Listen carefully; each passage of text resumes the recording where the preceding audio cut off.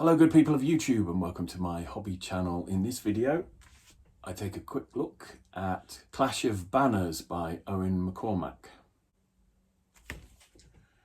Now, as I mentioned in this video, I'm not very good at picking up a rule book, reading a page of rules and understanding how they work. I need to play the game, and that's something I will be doing in future. So the video that you're about to see is just a brief overview of the rule book. I look at how the information is laid out, where everything is in the book, some of the elements or characteristics of these rules that caught my attention and that look like they might be exciting. I haven't drilled down into the rules themselves, and I'm certainly not looking at the gameplay and breaking that down until I actually have my own armies on a wargaming table, and I'll be building those in future videos on this channel. But for now, it's just a quick look at Eoin's rules and the process of recruiting and building an army for Clash of Banners. So this is Clash of Banners by Eoin McCormack. It's volume 2 of Famous by Our Swords. I don't know what volume 1 is, and I hadn't actually heard of Clash of Banners until Eoin contacted me and asked me if I'd like to review a copy of the rules on my channel. He very kindly sent me not just this copy of the rulebook, but 2 of the figures which accompany the rules. And I've had a quick flick through, and I think these are sort of heroes that you can game with. Now, if you're anything like me, you won't be able to pick up a rulebook, read a few pages, and understand the game mechanics and know how the game works straight off. So this is a first impressions, and I'm simply going to come at it cold and just talk through briefly what stands out. Now, I've had a quick look through. I've read some of the background fluff, and again, I'm not going to read through all of that because I don't want to spoil it for anyone who goes out and buys a copy of this rules, but it is very flavoursome and it sets the world in which all this takes part. As I said, there's lots of background information and fluff. There's lots of flavour here. The fracture of the empire and the rise of the company. All this is narrative, basically. You've got some nice photographs here of the various characters that you get in the game. Some of them are a little bit difficult to pronounce, so I'll just move on from that. And I just want to show you how the opening part of the book is laid out, the illustrations and the photographs that you get. As I said, there's lots of narrative here for you to immerse yourself into before we actually get to the rules and the game mechanics. So in terms of the print quality, the way it's laid out, the photographs, the illustrations, it's all very lovely, very high production values. And I can see that Eoin has spent a lot of time putting this together. And then we come to the section of the book that talks about the rules and the gameplay. We've got the cardinal rule, which is basically just to have fun and not fall out over any interpretations of the rules. If you get into difficulty, there's an email address there that you can contact with any queries. And then we've got the pre-battle setup and a section here which talks about army generation for skirmish or quick play. Now, I quite like this idea here where you agree on a gold value for the game of between 500 and 5,000. I'm presuming that's gold pieces, but basically it's a point system. But everything is described in terms of its value in gold. And I thought that was really nice. That sort of created some flavour. And it's recommended that you create your army or your regiments before the battle. Obviously you do that in isolation, and it suggests that maybe you don't tell your opponent what army you're bringing to the table because that helps simulate the fog of war. Obviously there'll be the same points value that you've agreed on, but you don't necessarily have to declare exactly what it is that, as I said, that you're raising and bringing to the table. In this part of the book, we've got various sections on how to create divisions. Now, I may be wrong, but when I was reading through this, it seemed to me that you could have a commander at no cost at all, and then your army or your division or your regiment is built around that commander, and it's the commander who's paying for those troops, and that's where the point value comes in. It's quite an interesting concept. As I said, that was my first impression. It may be wrong.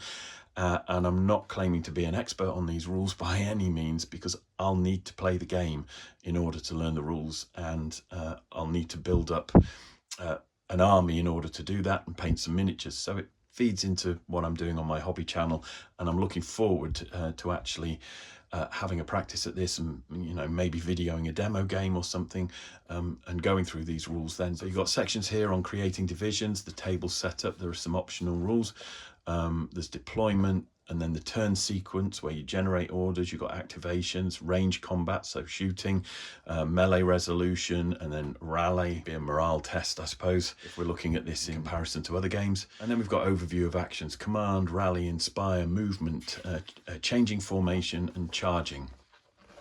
And then the rules go on to talk about melee resolution.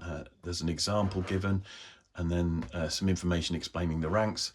And then we look at ranged combat resolution, flank attack, and overrun. So anyone who's wargamed before will be familiar with these terms. And as I said, this is the kind of thing that I want to burrow down into detail when I've actually got some miniatures in front of me, and we can do a little demo game. So a bit more withdraw, ride on, fall back, get out of here.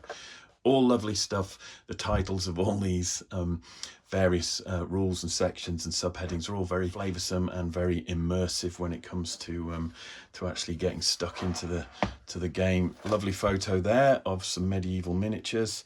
They look like they're Claymore castings.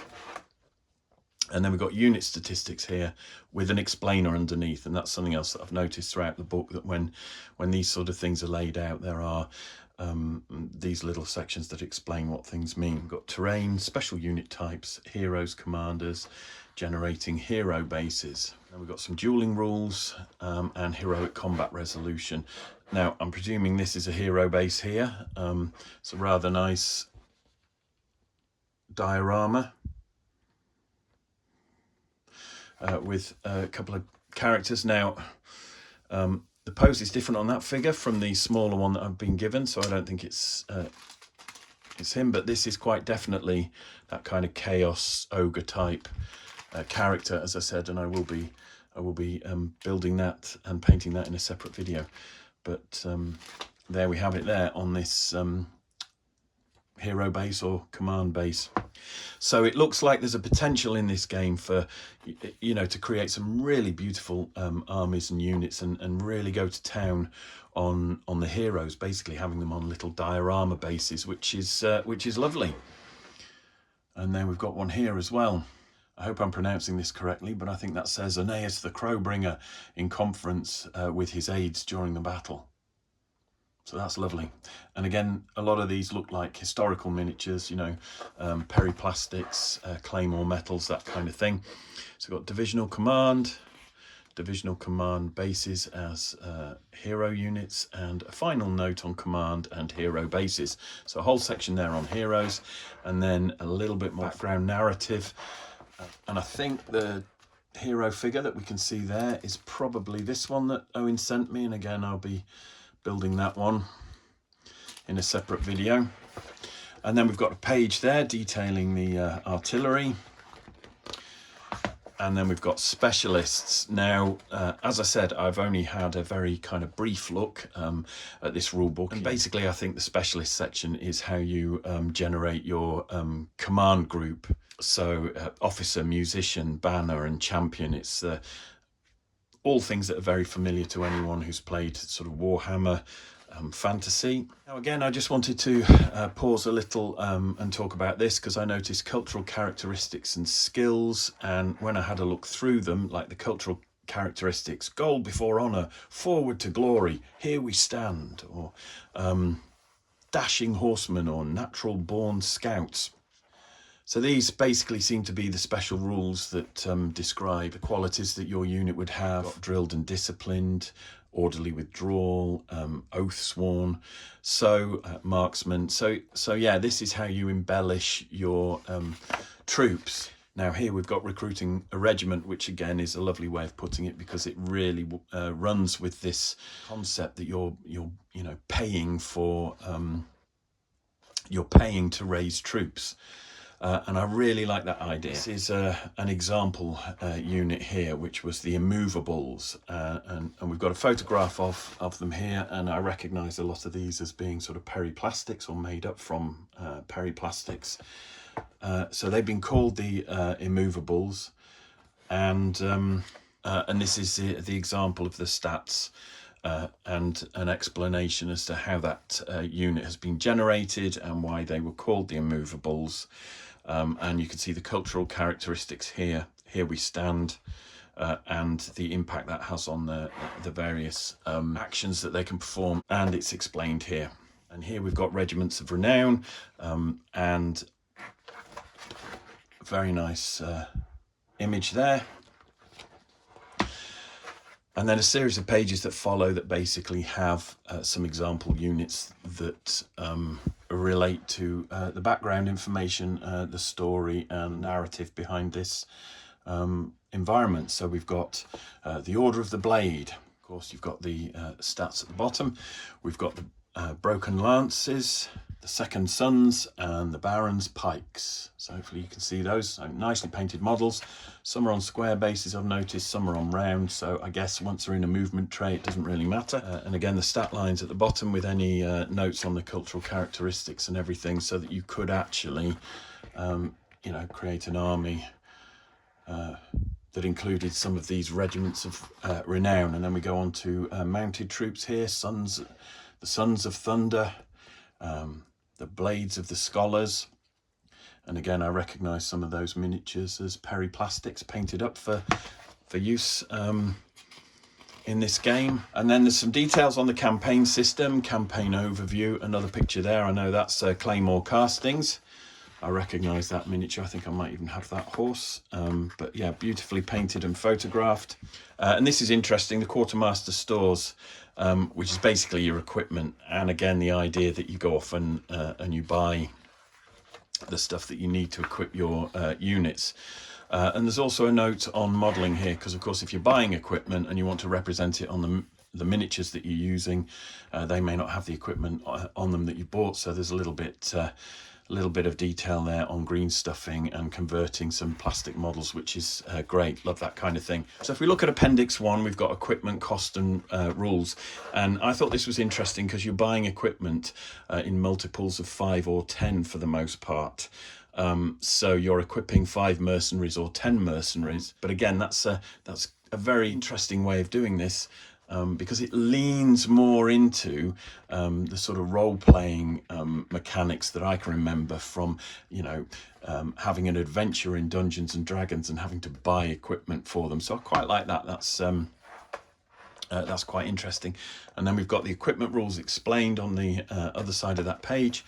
And then Appendix 2, hiring costs, which is basically your points costs for your different troop types.